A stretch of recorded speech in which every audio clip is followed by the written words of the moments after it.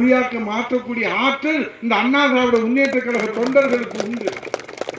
தலைமை கட்டளை எட்டிவிட்டால் புலியை கூட புல்லாக தூக்கி எறியக்கூடிய ஆற்றல் இந்த சாணியை சாமியாகவும் சாமியை சாணியாகவும் பார்க்கிற ஆற்றல் இந்த தொண்டர்களுக்கு மட்டும்தான் உண்டு. அண்ணா திராவிட முன்னேற்ற கழகத்தில் தான் உண்டு. ஆகவே நீங்கள் எந்த சிந்தனைக்கும் செல்லக்கூடாது. அவர் வருவாரா, இவர் வருவாரா, இவர் வருவாரா, அவர் வருவாரா, எவர் வருவார்.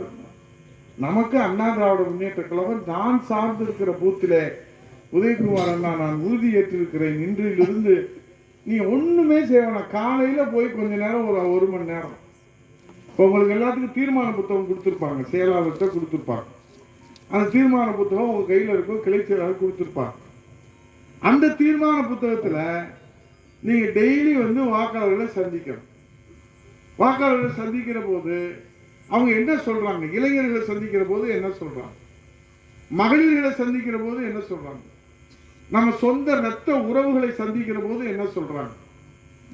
இன்றைக்கு மகளிர் உதவித்தொகைன்னு சொல்றாங்க, அந்த உரிமை தொகைன்னு சொல்றாங்க. அதே போல விடியல் பயணம்னு சொல்றாங்க. ஆனா அதுல போற உயிர்களுக்கும் உத்தரவாதம் இல்லைன்னு சொல்றாங்க.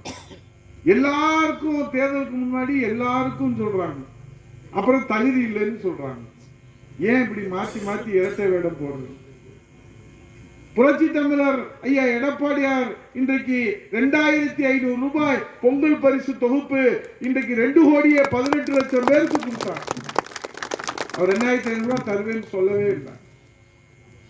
இந்நேரம் அவர் முதலமைச்சர் இருந்தா எத்தனை ஆயிரம் கொடுப்பாருன்னு நமக்கே தெரியாது. முதியோர் ஓய்வூதியத்தை இன்றைக்கு அவங்க 1000 ரூபாயிலிருந்து 1200, அம்மா சொன்னாங்க 500 ரூபாயிலிருந்து 1000 ரூபாய் கொடுப்பேன், 4200 கோடி ரூபாய். இப்ப தாலிக்கு தங்கம் இந்த 4.5 வருஷமா படுபாவியை நிறுத்தி விட்டாங்களே, ஏன் அவங்க அப்பை விட்டு சொத்து குறைஞ்சு போயிருப்பான்? அம்மா அரசாங்கத்தில் இருந்தானே கொடுத்தாங்க.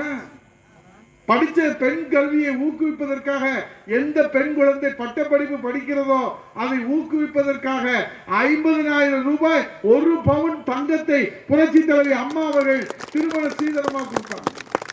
இப்ப ஸ்டாலின் நிறுத்தி விட்டார். எடப்பாடி அறிவு கொடுத்திருக்காரு, நீங்க பார்த்திருப்பீங்க டிவியில்.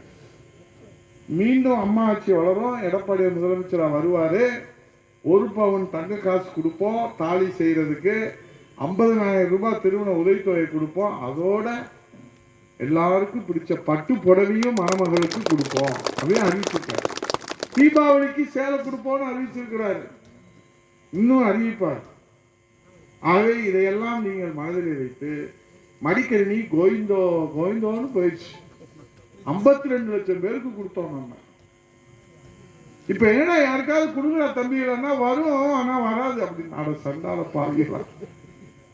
என்னடா இது அக்கிரமமா இருக்கு. சரி, இருசக்கர வாகனம் இந்த உழைக்கிற மகளிர்களுக்கு 25,000 ரூபாய் மானியமா கொடுக்குறான், அதையாவது கொடுங்கடா சண்டாலனா. அதெல்லாம் எல்லாம் விடியல் பயணத்துல போறாங்கடா. விடியல் பயணத்துல போனாலும் இன்ஜின் எங்க விழுவுது, படி எங்க விழுவுது, இது டாப் எங்க விழுவுது, கண்ணாடி எங்க விழுவுது, டிரைவர் எங்க விழுவுறாருன்னு தெரிய மாட்டேங்குது நமக்கு. அவர் சொல்றாங்க 1000 ரூபாய் உரிமைத்தொகை வாங்கி எவ்வளவு ஜேன்னு இருக்கிறாங்க. நீங்க தான் மின்சார கட்டணத்தை 2000 ரூபாய் உயர்த்திட்டீங்க, சொத்து வரியை 5000 உயர்த்திட்டீங்க. 2 மாசத்துக்கு இருந்த மின்சார கட்டணத்தை 1 மாசத்துக்கு ஒருக்கா எடுக்கிறோம்னு சொன்னீங்க. இது எல்லாத்தையும் விட்டு சொல்லலாம். இந்த 100 நாள் வேலை வாய்ப்பு சம்பளத்தை நாங்க 150 நாள உயர்த்தி சம்பளத்தை கூடி கொடுப்போம்னு சொன்னீங்கல்ல, அது ஏதாவது செஞ்சீங்களா பாவிகளா? அதுக்கு 6 மாசம் சம்பளம் பாக்கி வேற.